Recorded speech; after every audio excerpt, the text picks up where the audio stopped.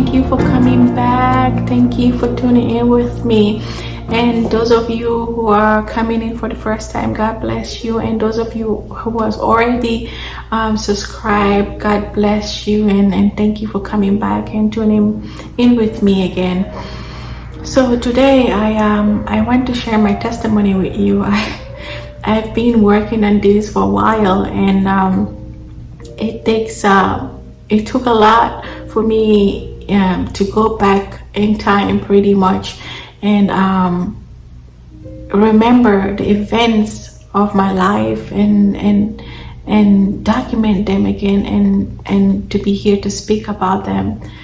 But thank God, because of the Holy Spirit, He reminds us the things that He wants us to share, the testimony that He wants us to share. So I am grateful for that.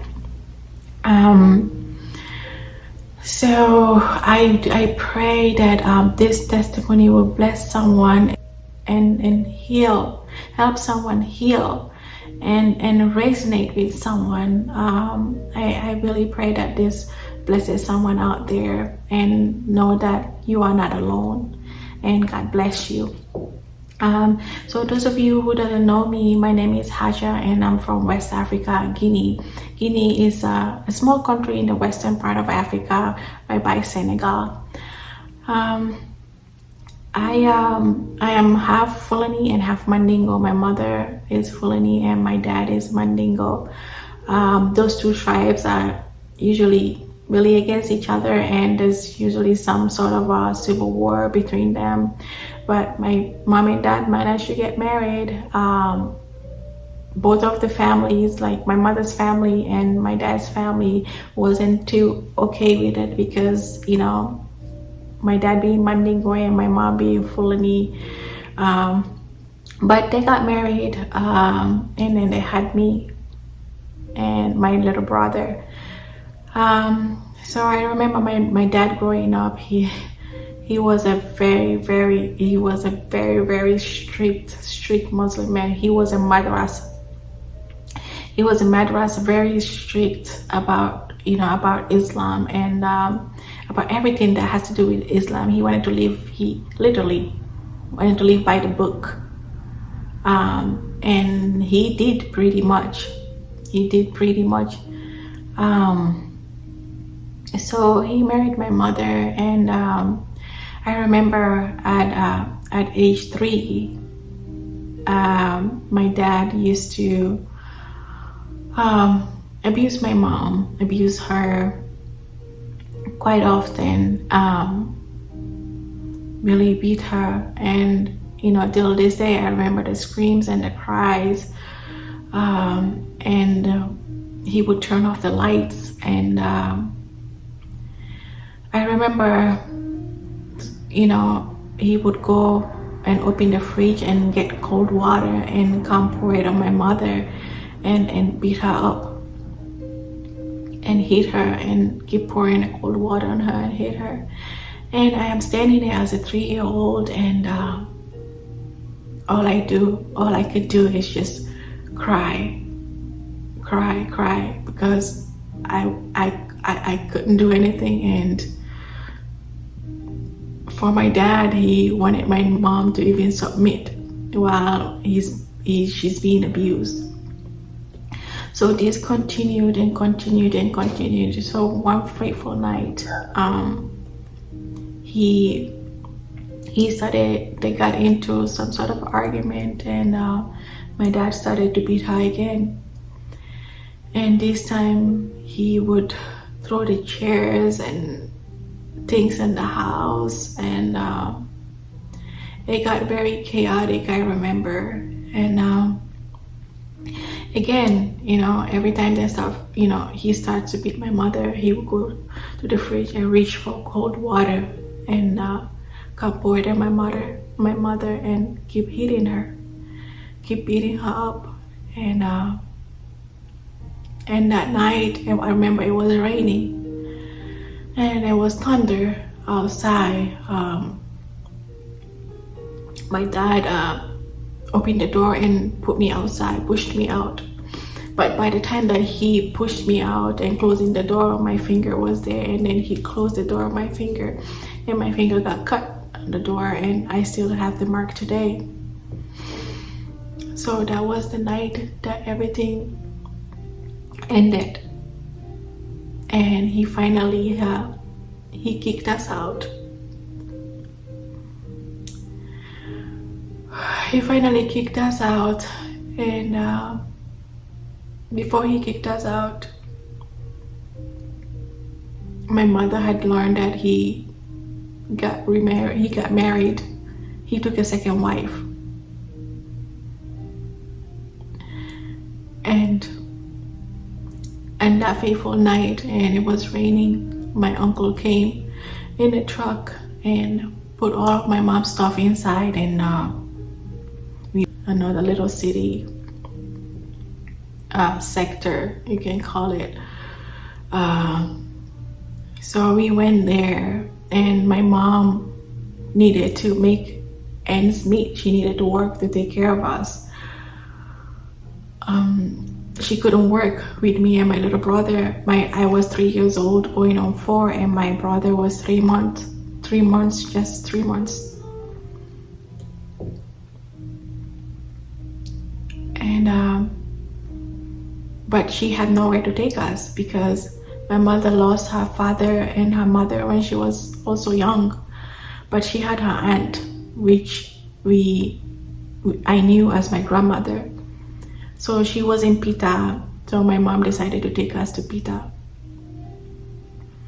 So when my mom took us to Pita, we arrived there. My grandmother, lovely woman, showed me so much love, and beautiful. Everybody loved her.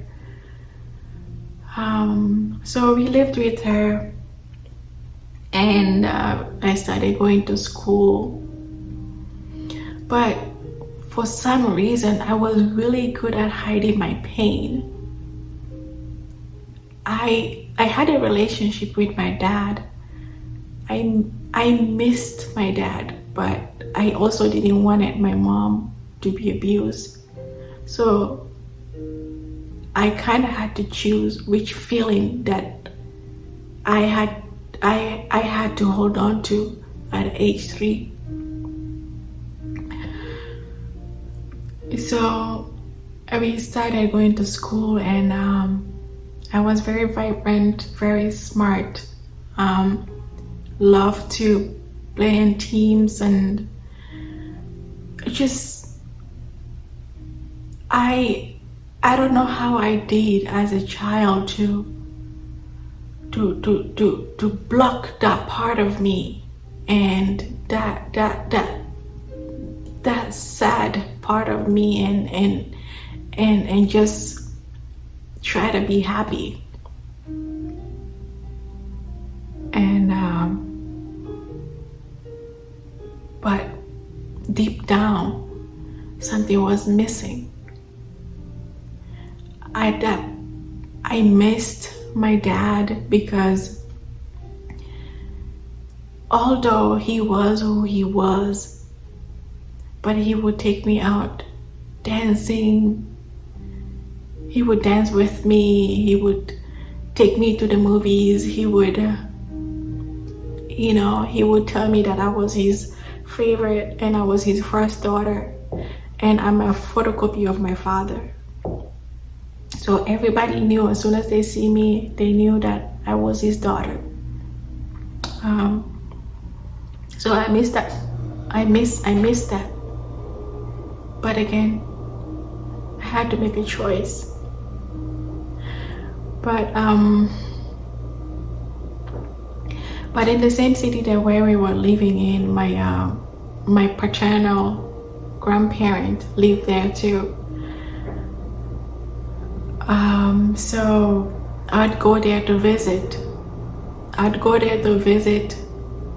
Them, but it was only my father's sisters and stepmothers and stepsisters that was there, because my dad also lost his mom and dad early, so it was hard. But my stepmother, my father's stepmother was nice. So I'll go there, and that was the closest I could feel from being close to my dad, if that makes any sense. I was looking for some way to still connect with my dad.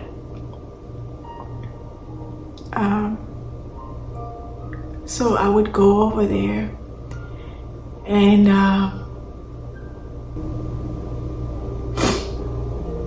so when I started going there, and I was going on 4 years old, my uncle would molest me. He would molest me, and I remember it being so painful. So painful. I remember telling him to stop.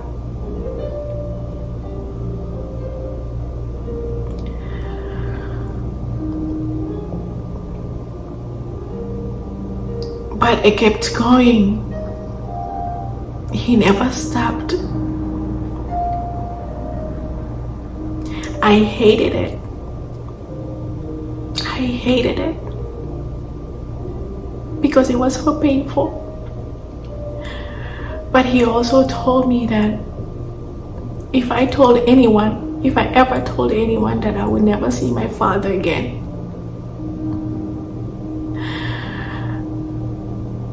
so I kept quiet because I wanted to see my dad.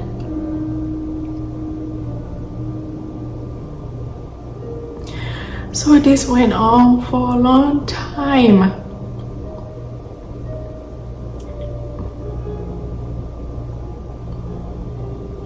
I remember one time my dad came to visit us, and it was nighttime, and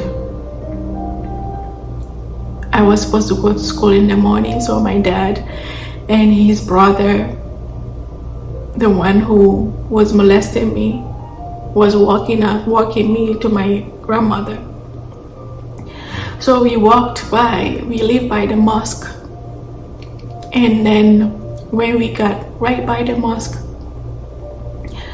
my dad was on my right side, and on my left was the mosque, and my uncle was carrying me, holding me like this.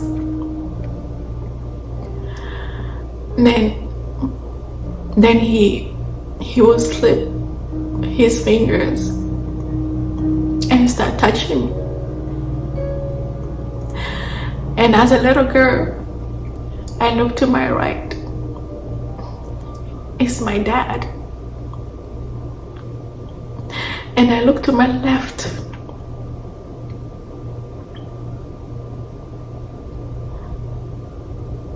It's the mosque.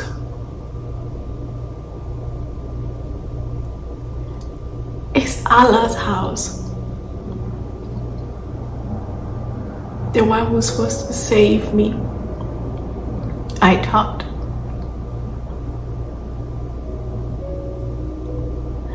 And I felt betrayed as a child.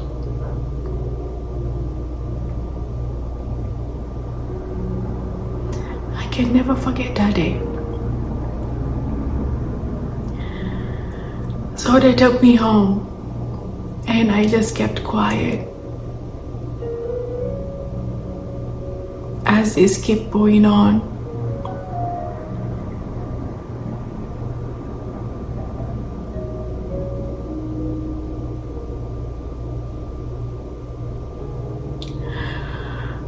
I thought my father and Allah both failed me.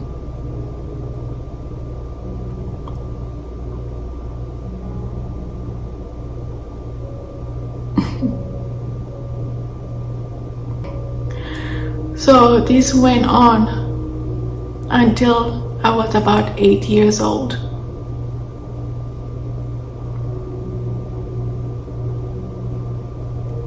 It didn't stop. I started being resentful. I started being sad.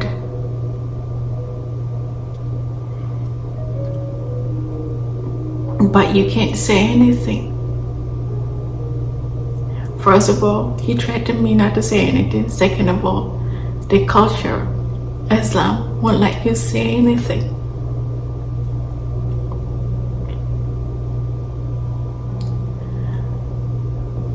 And then around at 8 years old, my aunt, my dad's stepsister, started to molest me.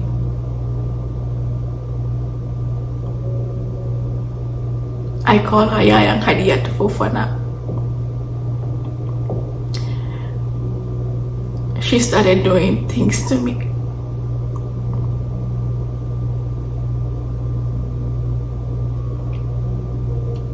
That was hideous.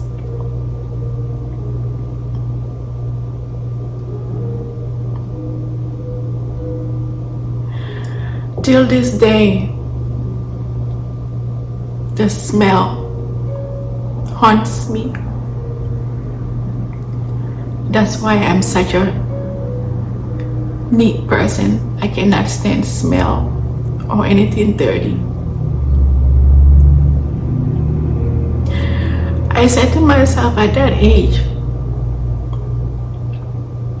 a woman, how can it be?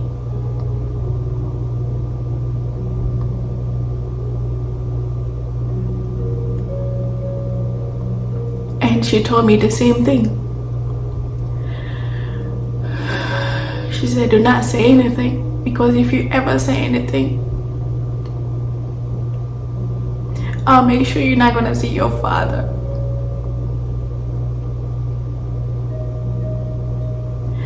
At that point, I didn't even care anymore.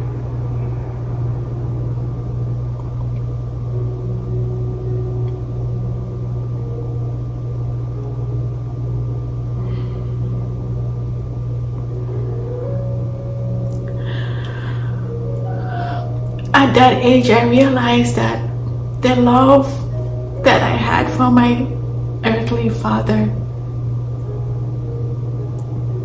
was damaging my life.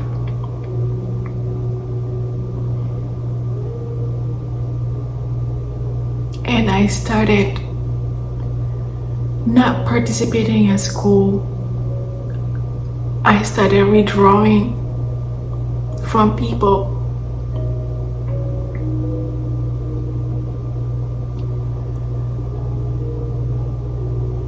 I started not caring about anything else.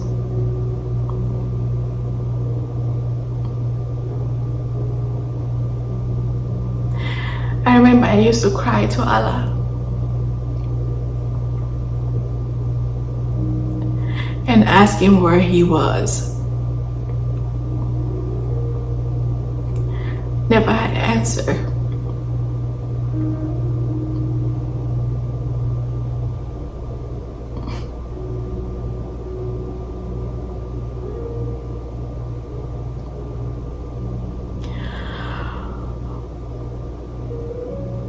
So I stopped going to my father's family house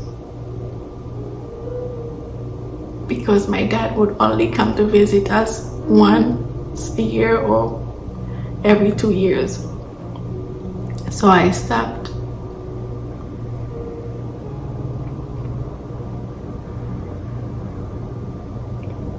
I didn't know what to do anymore. I didn't know who to talk to about it. Especially my aunt being a woman in Islam and doing that to me was something that I didn't even know how to think about or bring about or talk about.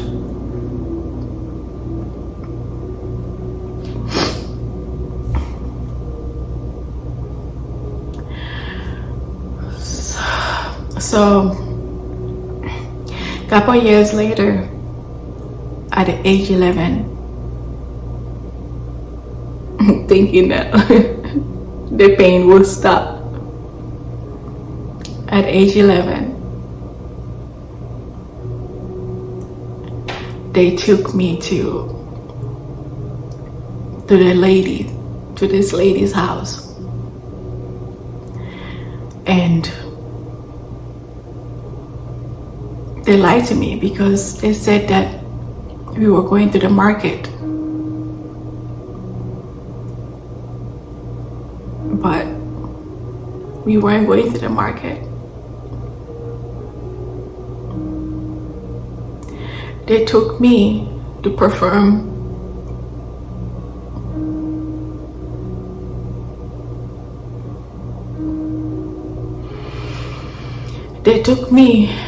to undergo female genital mutilation, short for FGM.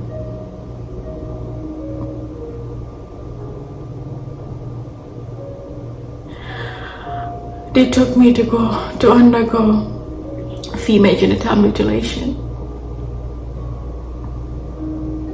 When we got to the lady's house, there was some women over there.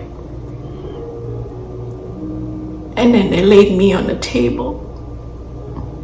And then I remember them holding my hands, my arms.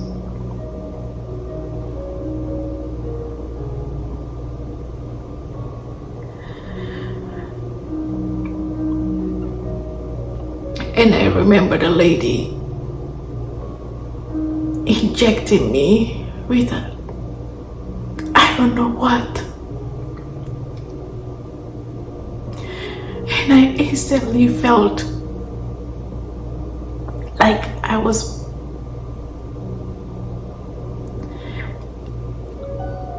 cannot explain. I felt this burn, this heat. Like my inside was burning.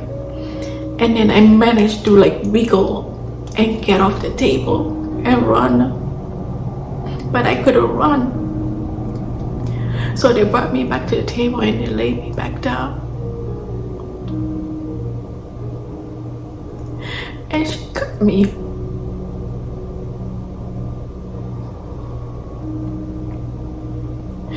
And I screamed and I looked down. And I was bleeding. I asked them why. They said it's part of our culture, part of the religion. We have to do it if I want to become a woman.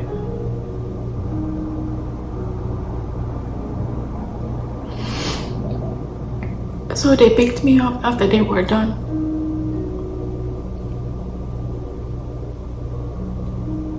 Took me back to my grandmother.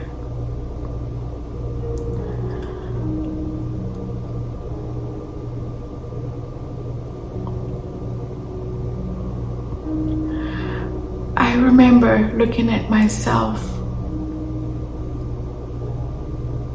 at 11, asking, why am I here? Why am I here?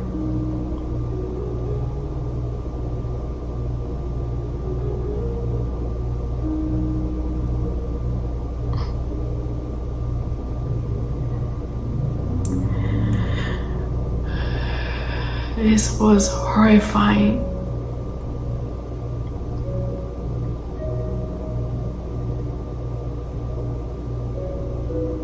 It caused me so much pain in my life. So much pain in my life it caused me.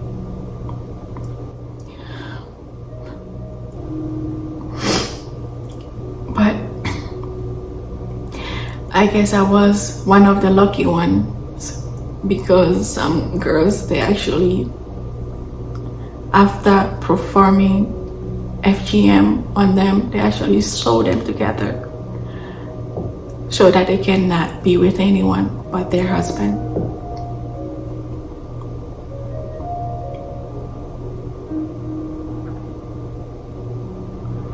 And when I healed from that,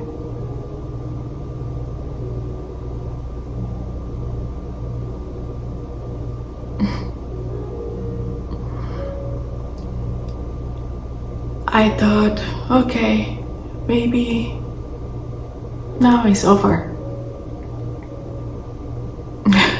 But I guess it was not over.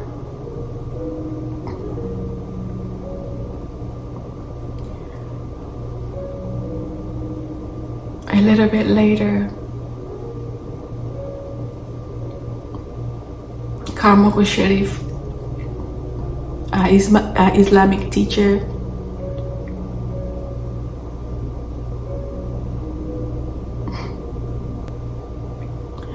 raped me.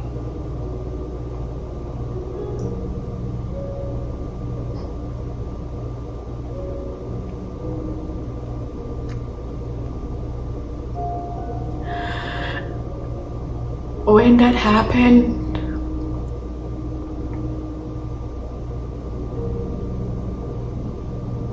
I was already done. This is a person that is well respected. People go to him for all sorts of things.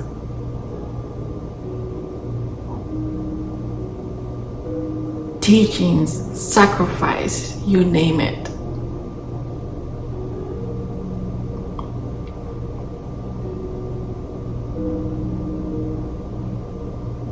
I was done.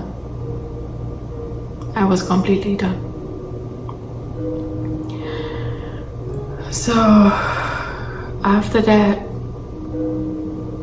at age 13, my mother later brought me to America to study and be with my uncle here and study. So I came and I went to high school.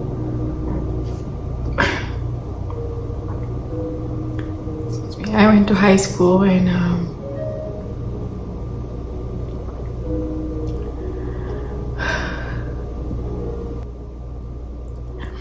but I had to force myself to participate on any Islamic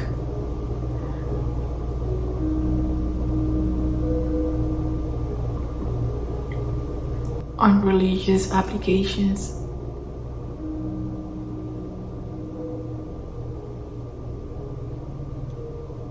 I knew something was missing.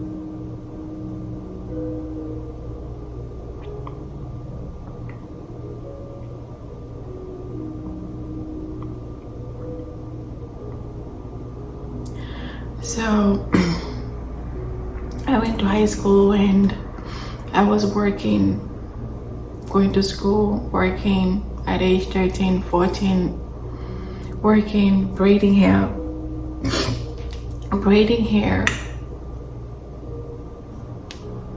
nighttime, daytime, long hours, and then go to school to try to support my family at the same time, my mom and my brother. So it wasn't easy. I felt like Cinderella without the prince.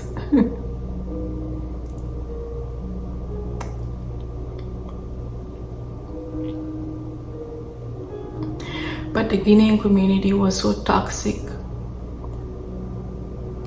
So toxic.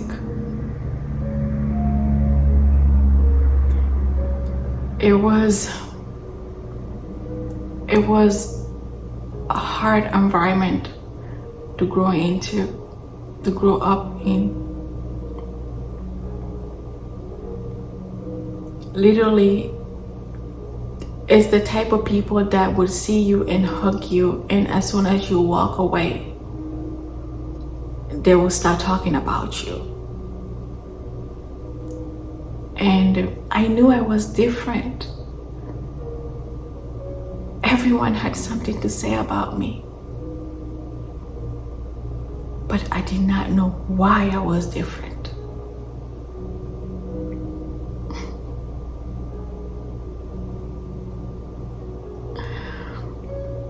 At times, I would lock myself in my room and cry and ask God, why do I exist? And what is my purpose? Back then, I was praying to Allah, ask all these questions that I never got answers to. I felt like I was talking to a wall. Well, yes, I was talking to someone who was invisible, unpresent.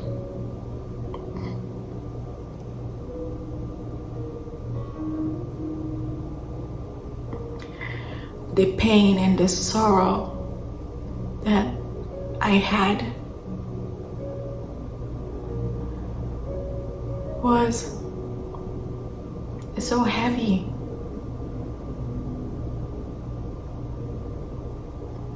But I still kept going because I knew that I could not, I didn't have room to fail. I have a family to take care of. I have a mother and a brother to take care of, so I cannot fail.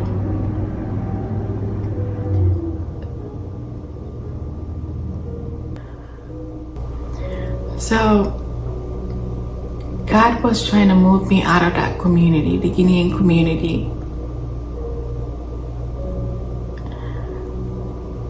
So I left after so much pain, and I felt like I didn't belong there.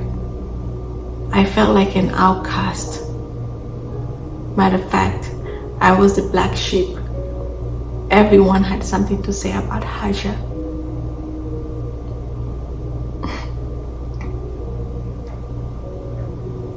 The Guinean community was the type of people that was in there were people that would act like they were holy. Oh, I'm Muslim, I'm holy. But then behind closed doors,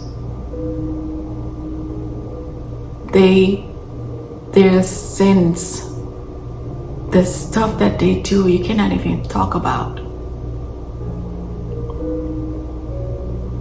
It was so fake. I couldn't take it. I wanted something different. I wanted something different, so I left the Guinean community. But even when I left, I had to struggle to start over because I didn't know anybody.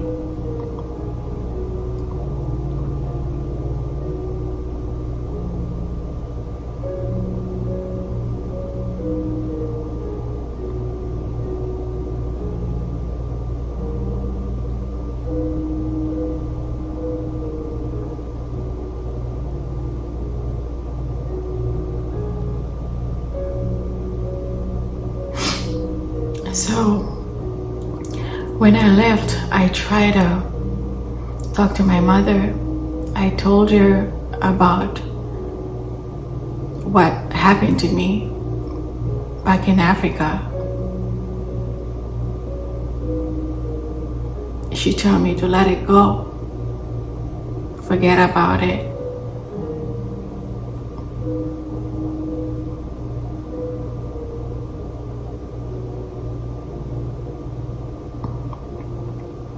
Don't talk about it.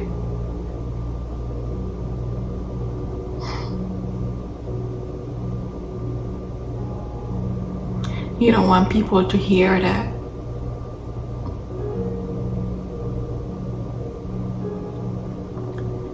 And I tried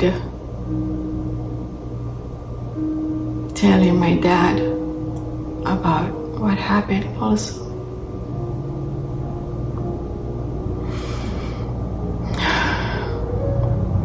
He told me to forget it. It happens to many girls. And I was hoping that my dad was gonna be my superhero.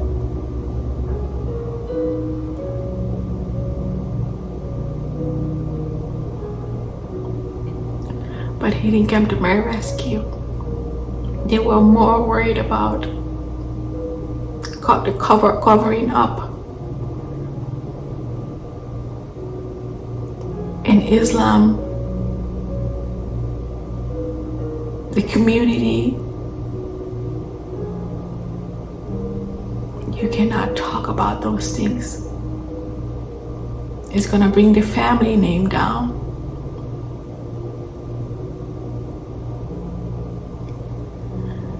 I'm like, wow.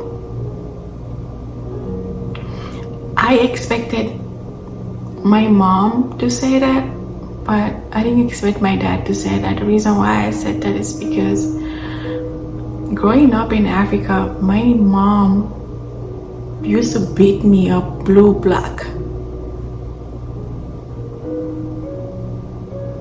Even when I was going through all of those things in Pita, she heard that I wasn't studying anymore, doing good at school. I used to be first. Then I went to 26. I remember one night she came to my grandmother, and as soon as I opened the door to get into the house, she slapped me to the ground and sat on my neck and started choking me. That's how she always beats me up, by sitting on my neck, my chest area here, and hold my neck. So I thought my mom didn't like me because I was a photocopy of my dad, and she hated my dad. I thought she didn't like me. So when I came to America here, and when I told her that, I kind of expected that from her. But my dad, I didn't expect that from him because it was his brother and his sister, half brother and half sister. I thought he was gonna fight for me, but he didn't.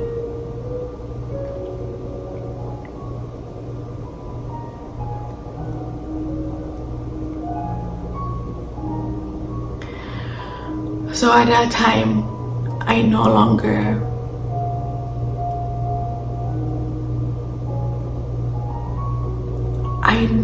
I no longer wanted to live anymore.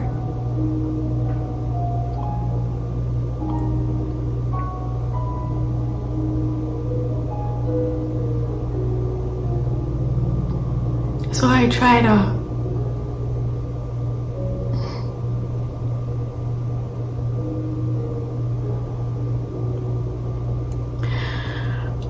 to commit suicide.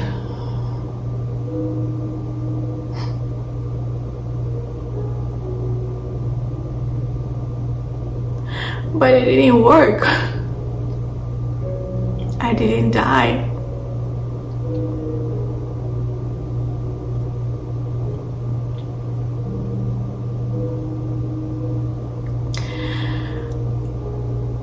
Twice I didn't die.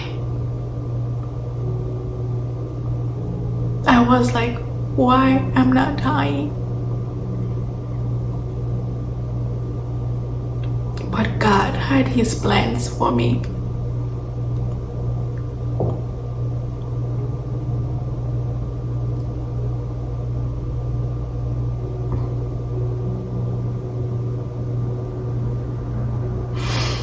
So after that, I was praying.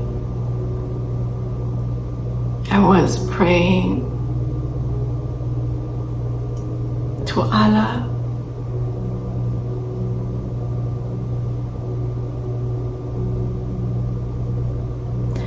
I was praying to Allah, but He didn't show up.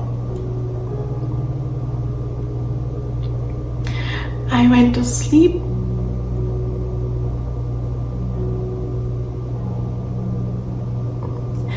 and Jesus showed up.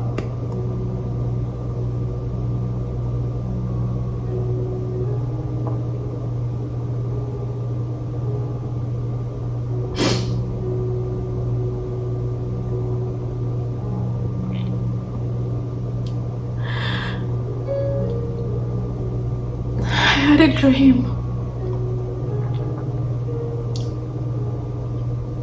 I was walking in this house. It wasn't a house, it was more like a mansion. But everything was so pure and marble white. As I walked up to the stairs, on my right side, there was a picture, and it was Jesus. And you saw that picture, I knew it's an all-knowing. And then on my left side, there was a stairwell going up. But there was light, this bright light shining through. You could not see farther. You could not see farther down. The more the light shines, get closer, the brighter and whiter the whole place gets. And I was standing there, and I was staring at the picture.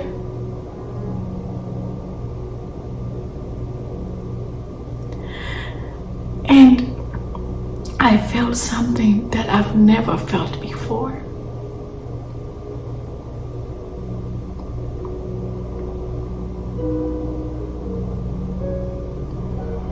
And that's when I woke up.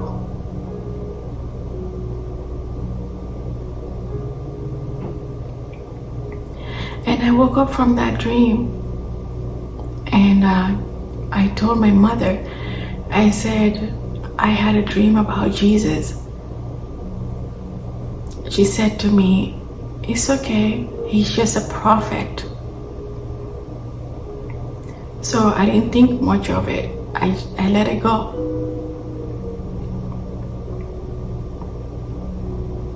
But then my spirit, there's something in my spirit was kind of like nagging me.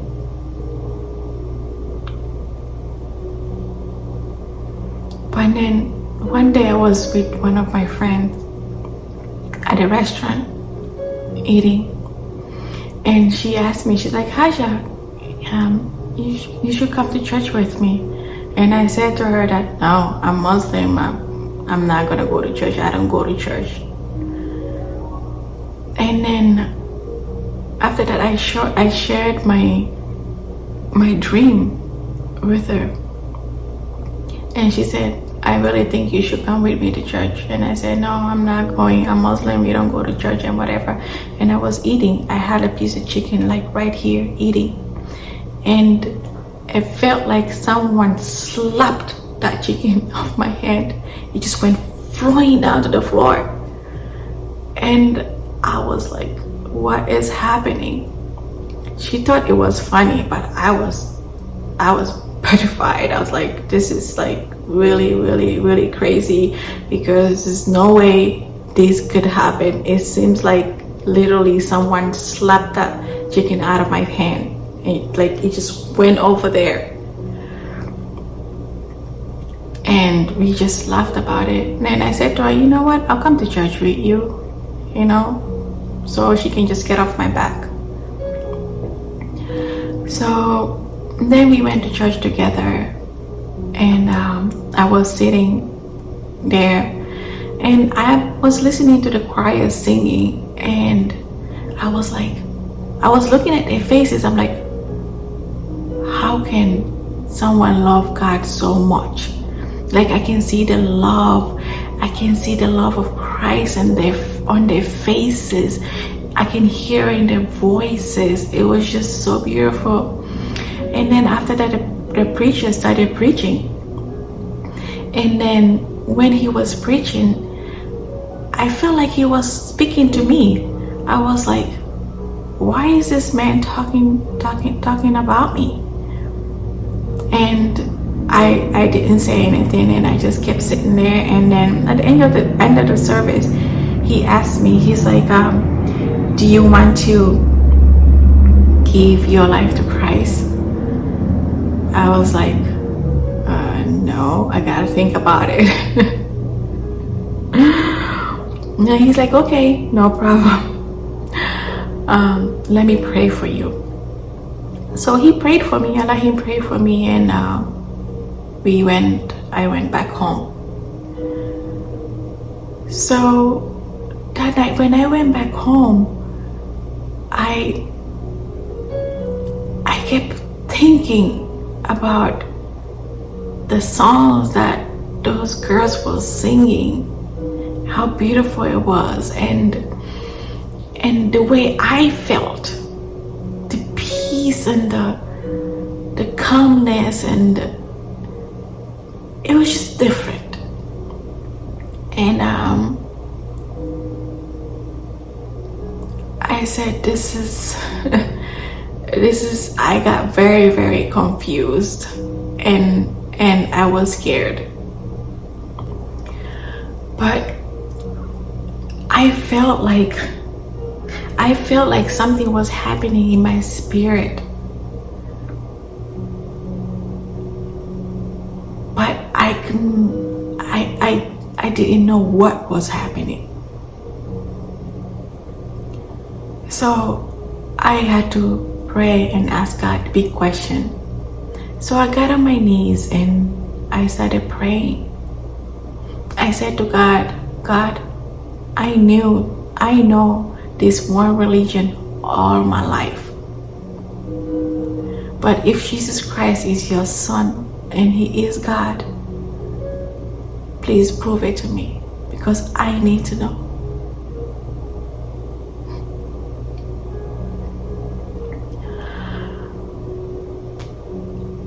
Not even 5 minutes after I prayed that prayer, I was sitting down on my bed, and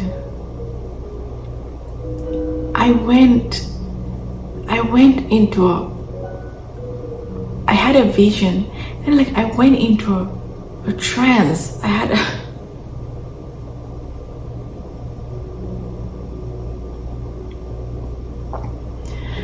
a vision because I wasn't sleeping, and again Jesus appeared to me. This time, the first time, he wasn't facing me, and then a second later he faced me.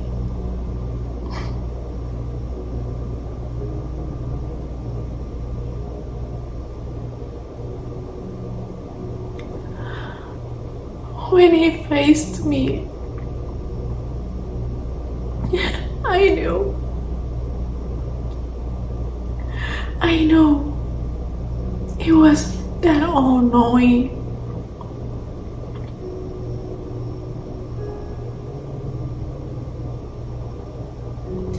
And then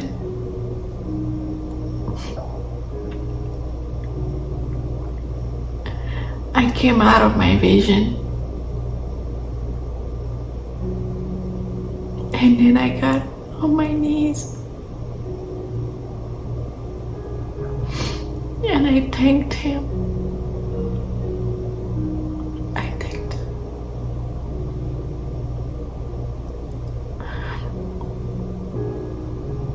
I felt my heart. I felt like my heart was moving.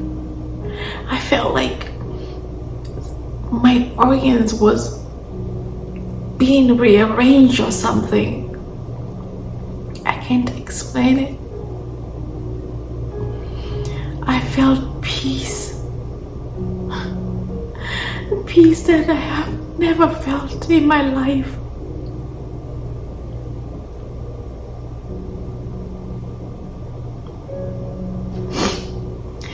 God healed me that night.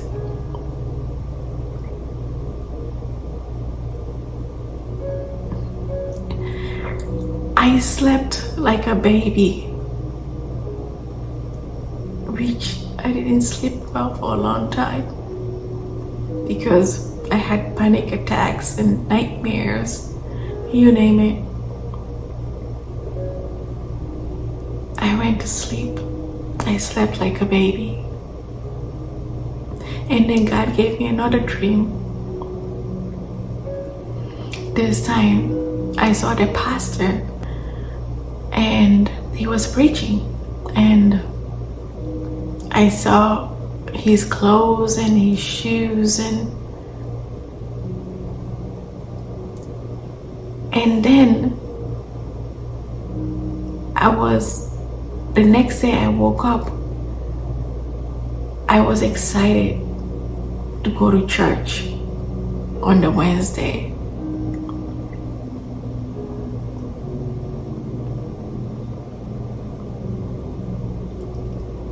So I went to church. When I got to church, the pastor was wearing the same things that I saw in my dreams. Same shoes, same shirt, same everything. I was like, okay, this is getting very interesting. So, and then I sat there during service, and it was beautiful again. And then at the end of the service, the pastor asked me, he said, you wanna give your life to Christ? I said yes.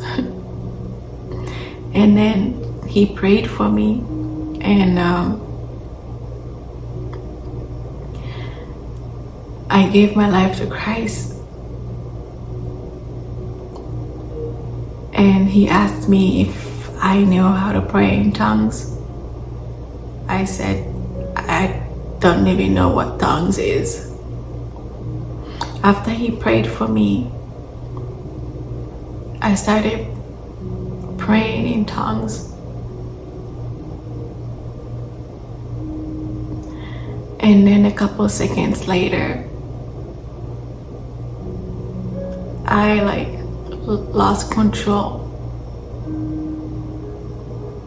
I felt the fire of the Holy Spirit. I felt the presence of God. I felt the love of God, the love that I was seeking all my life. All of a sudden, it was in me.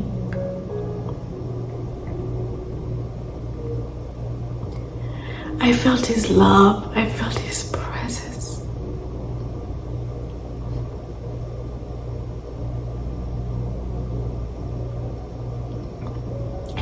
And while the pastor was praying for me, but I was not hearing the voice of the preacher. I was hearing the voice of God.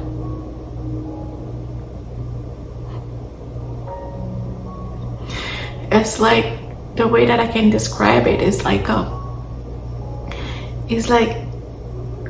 tunnel inside a tunnel, but there's a waterfall inside the tunnel, and then you have this distinct voice, like a voice that's, I've never heard any voice that's close to the voice. And I heard,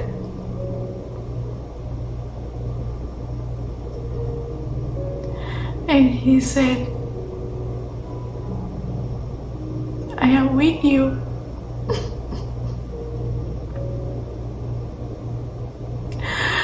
I am with you. At that moment, I felt that he was with me. He's been with me. But I was worshiping idols.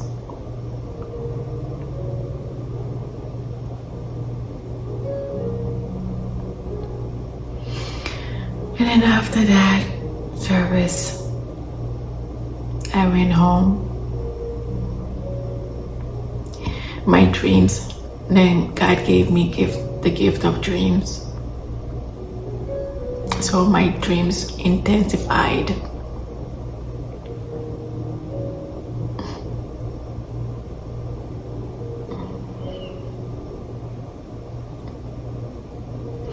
So after receiving Christ,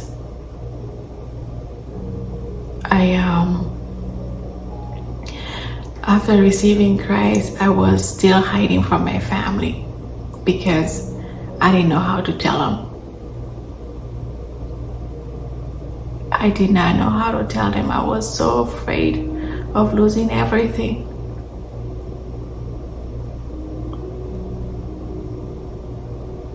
Losing everything, losing my family.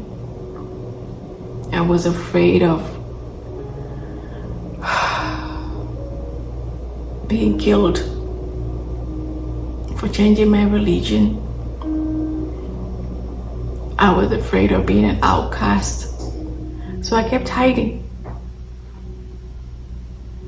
I didn't say anything. So that time I had one foot in Islam and one foot in Christianity. That wasn't okay.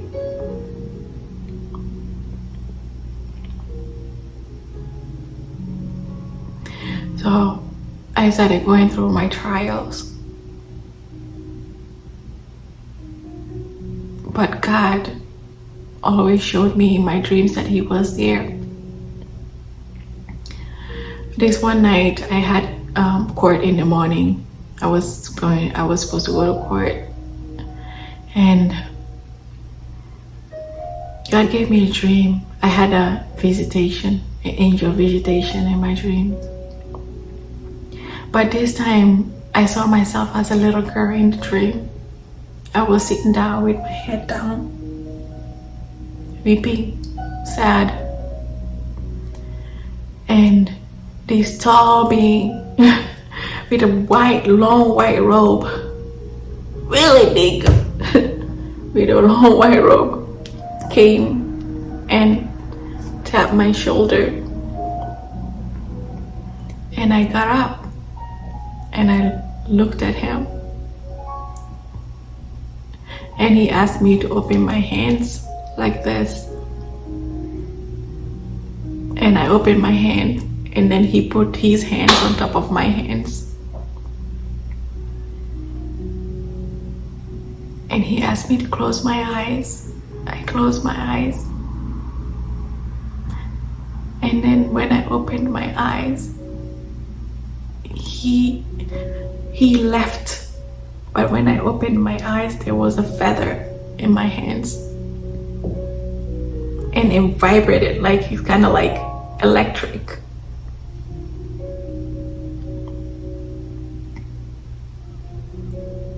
And when I woke up from that dream, I knew that God was with me.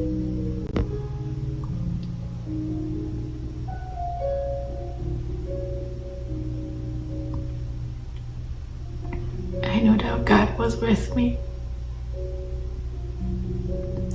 And then that next day when I was going to court, I got out of the car right on the floor of my feet, on the ground. There was a white feather. And I just looked up and smiled. I had peace.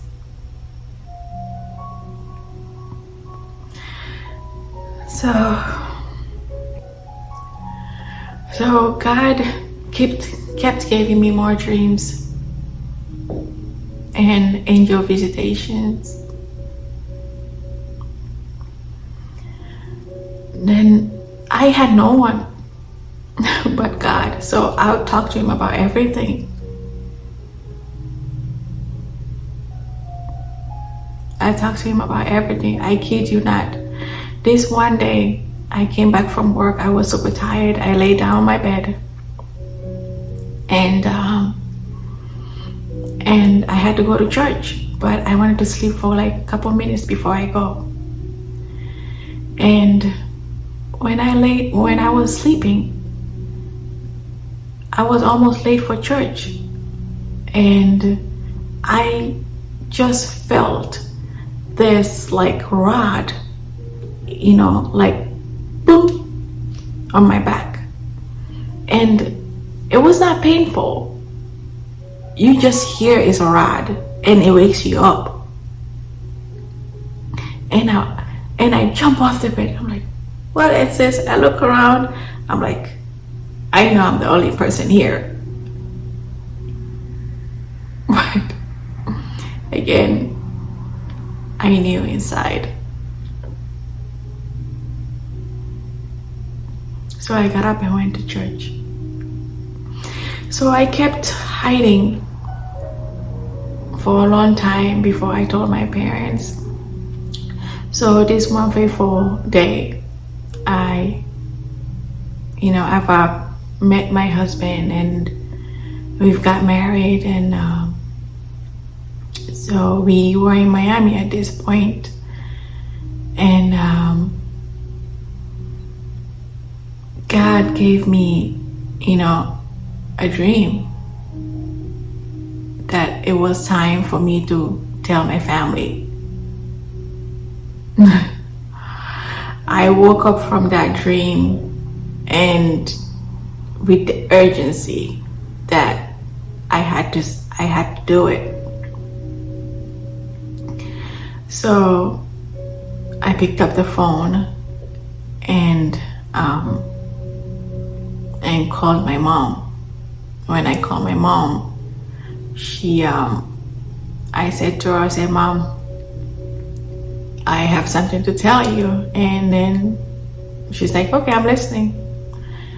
She thought it was the usual thing, just, hi, how are you? But I told her that I'm no more a Muslim, that I left Islam, that I believe in Christ, and I'm not gonna keep living a double life. I will not forsake my God for anything or anybody. And then all of a sudden I heard this noise, like my mom, fainted. And then my brother came and took the phone. But my mom didn't really faint, because she usually played that with us.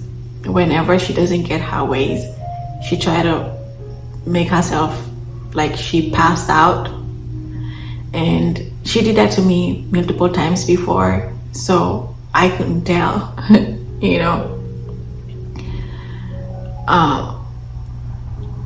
She always did that to get her way, so she did it to me and, my uncle. So I just thought it's the usual. I probably would never find out if it's for real. But then my brother picked up the phone and, cursing at me. Why did you tell my mom? Why did you tell my mom this? Cursing. And then why did you tell my mom this? You've killed my mom. You killed my mom. And cursing me out. And then I told my brother, I said, I'm not going to lie anymore. I am a Christian and I love Jesus Christ, and there's nothing you can do about it. I would never go back. And then he hung up the phone, and he went ahead and texted my husband, my poor husband. And he said to my husband, you've killed my mother, and you've killed my mother. I was like, oh my goodness. Like, they blamed my husband because they thought my husband brought me to Christianity because he's a Christian, but I was a Christian before I met my husband, you know. So, and then I hung up with them, and then they said they didn't want anything to do with me. So I hung up, and then I went ahead and called my uncle, and also told him that I am a Christian and I believe in Christ, and I would not forsake him for nothing or no one, and I'm never going back to Islam. And I told him that I was sorry that it took so long for me to tell him, but I'm not sorry that I am in love with Christ, that I accepted Christ as my Lord and Savior. And then he said to me that, what will people say? The same thing my mother said. The first thing that came out of their mouth is, what would people say?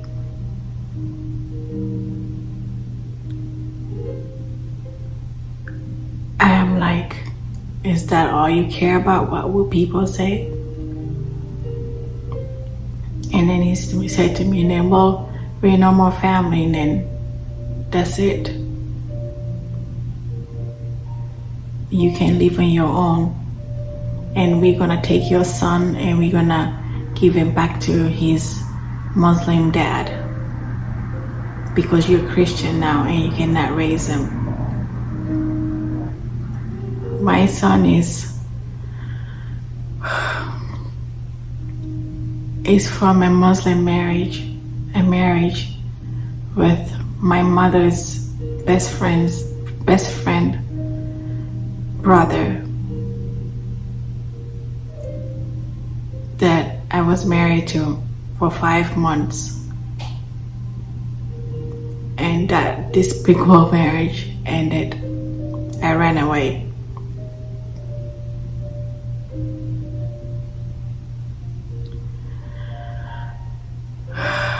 I was trying to fit in, trying to do the right thing, make everyone happy but myself. So my son, my mom was taking care of him because I couldn't.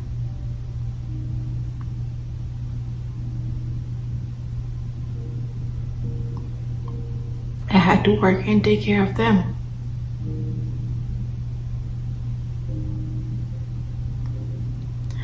So he told me that I'm never gonna see my son again, that they're gonna give him back to his father. I told him that'll be over my dead body. That's not gonna happen. At this time, all fear of them just went away.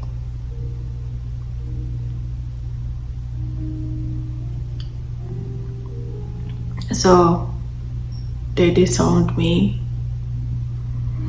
and then before I even get to call my dad and tell my dad, they had already called my dad and told him.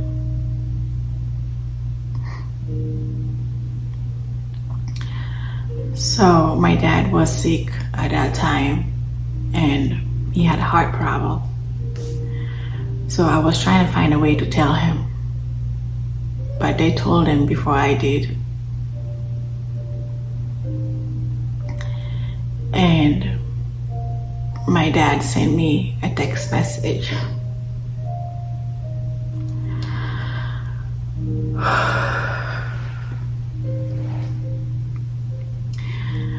My dad sent me a text message disowning me through the text message.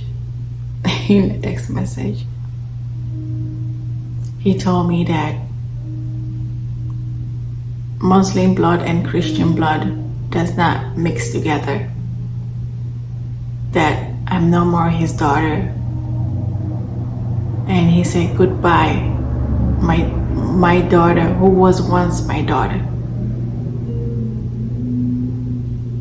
And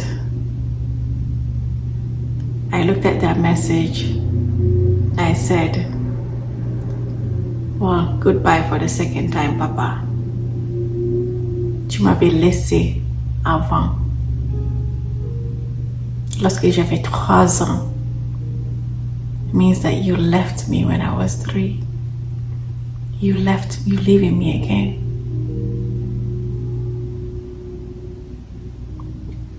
So my whole family disowned me. And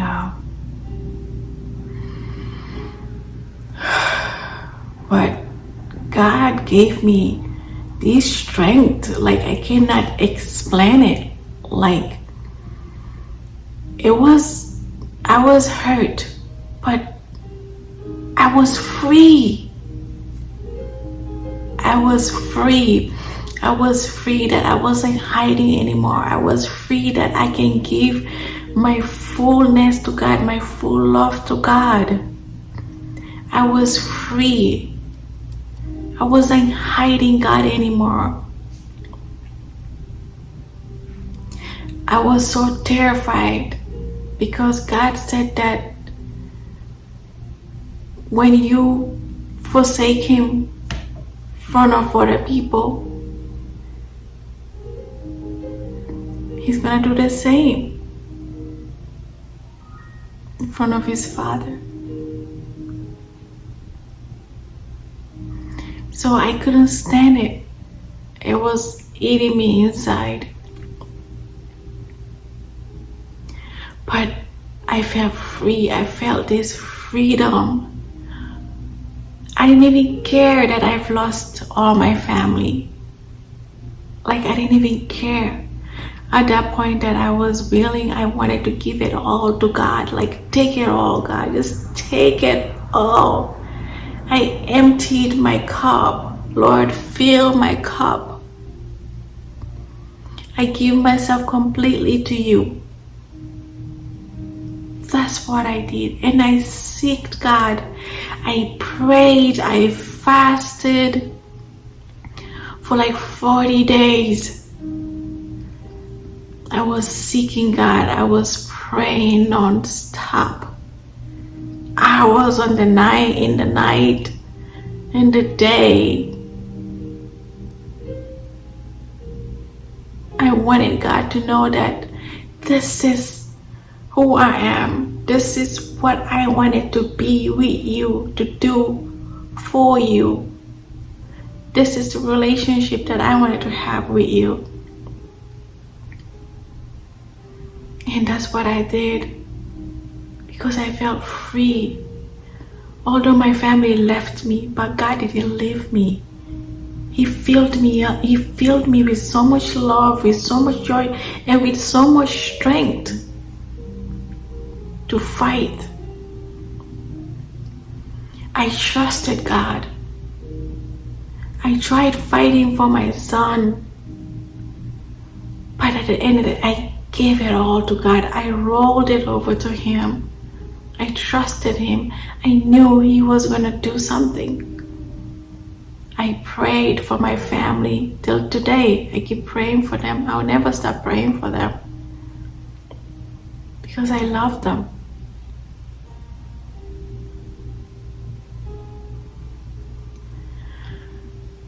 So then a couple of months later,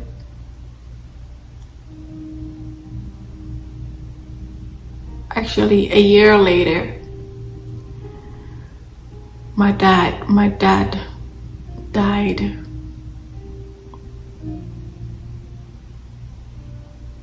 A year later, my papa was dead. I never got to say goodbye.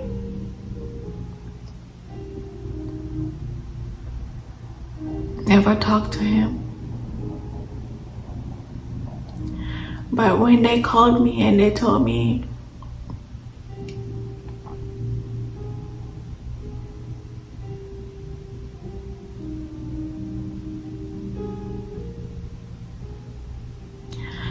when they called me and they told me that my papa was dead.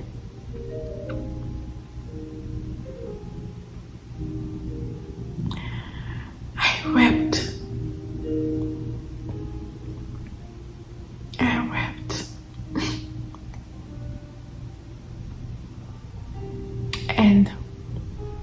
But I was not weeping because he was dead and I didn't see him. I was weeping because he's dead and I know how much he hated Christ and how much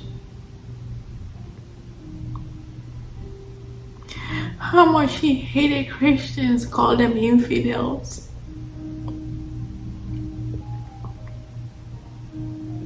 Called me infidel. I was weeping for his soul. Every time I close my eyes, it's like I get this vision of his soul. So I wept. I prayed to God that God would save him.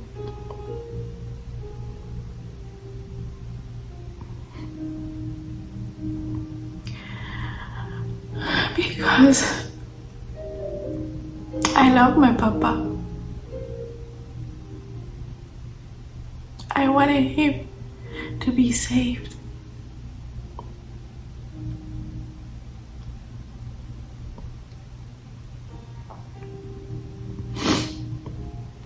After that, I kept praying months.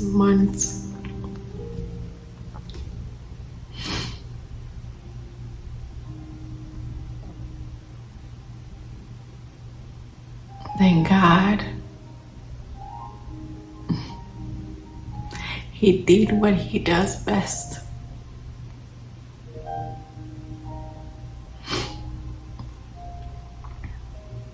He restored my relationship with my son.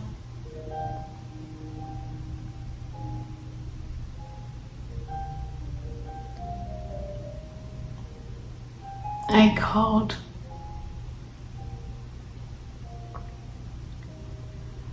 and I talked to him. And he took the phone and he said to me, "Mama, I know. One day we'll talk. I know everything that you've done for us. I know. Don't worry, I love you. We will talk one day."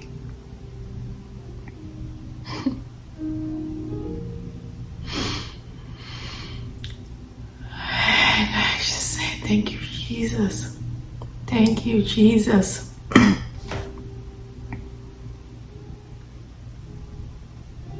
God is great. God is awesome.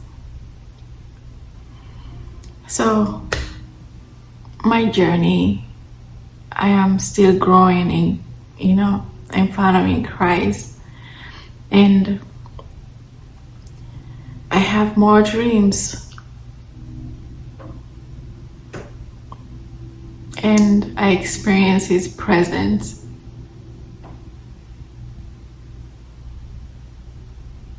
And it's beautiful. He healed me. He restored me. He healed me from anxiety. He healed me from depression.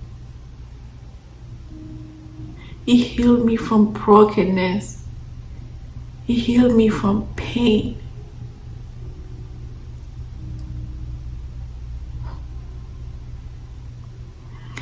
He saved my soul. He healed me from nightmares. He healed my body from the pain He healed me. He healed my body. He healed the pain that FGM caused my body. He healed the trauma.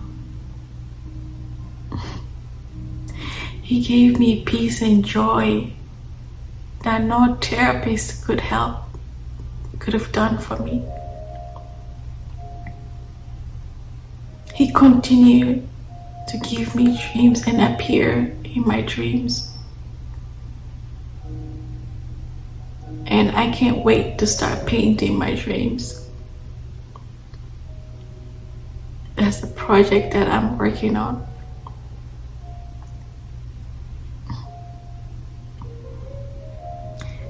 He healed my feet in a dream. I was laying down with my husband.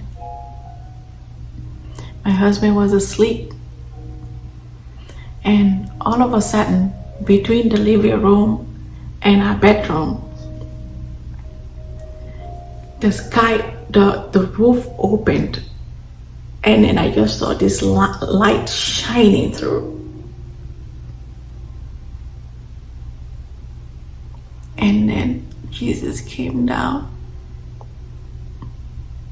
And then the light was so bright. So bright. It took over the whole room.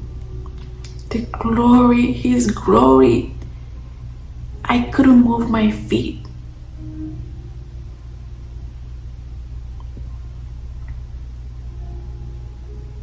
I was laying down on that bed,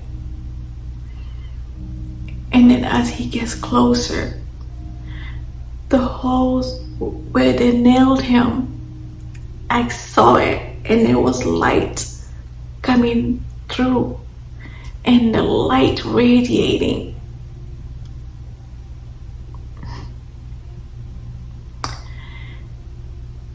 And He looked at me, and all I could say is, Lord, I love you.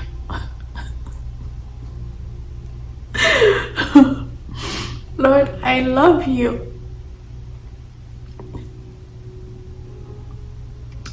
And you know what He did?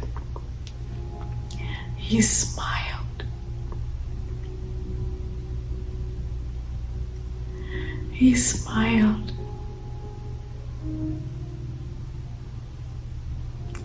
And that was enough for me.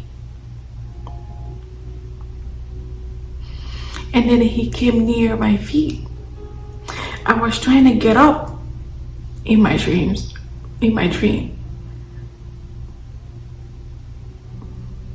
I got my upper body up, but I couldn't move my feet. So He came and then He touched my feet. Just brush against my feet.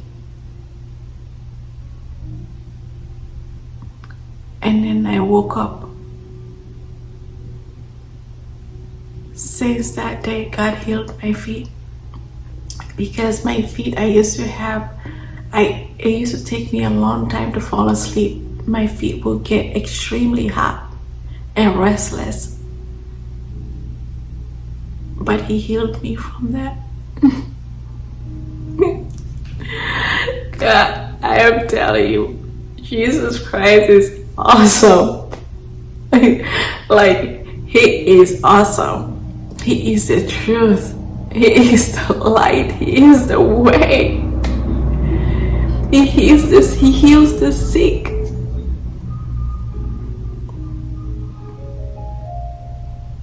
He frees us. He freed me.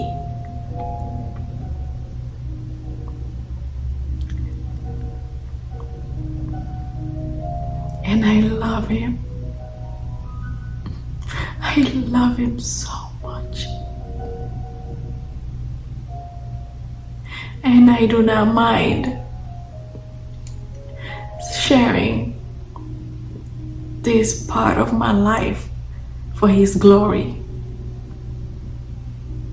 Everything is for His glory.